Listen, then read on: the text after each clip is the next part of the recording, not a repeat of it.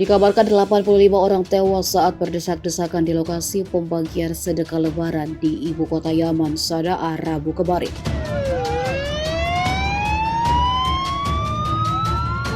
Saksi mata mengatakan insiden dimulai ketika orang-orang panik mendengar suara tembakan dan ledakan listrik. Tembakan itu datang dari kelompok pemberontak Houthi dengan maksud mengendalikan massa, namun mengenai kabel listrik dan menyebabkan ledakan. Akibatnya kerumunan yang sudah penuh sesak berteriak dan mendorong. Tak bisa bergerak sementara lainnya berusaha menarik orang yang terkena dampak dari himpitan. Pembagian sedekah ini dilakukan seorang pengusaha yang mengundang orang miskin untuk menerima 300.000 tanpa harus menunjukkan KTP. Namun pintu masuk sekolah itu terlalu sempit. 3 pengusaha telah ditangkap atas insiden tersebut, di mana 322 orang terluka, 50 diantaranya luka serius. Dilansir The Guardian, pemberontak Houthi yang menguasai Sanaa menyalahkan para pengusaha tersebut karena membagi-bagikan uang tanpa berkoordinasi dengan mereka terlebih dahulu. Sementara itu, para pengusaha menuduh Houthi melarang mereka mendistribusikan uang tunai secara langsung dan bersikeras bahwa setiap distribusi harus dilakukan melalui Houthi.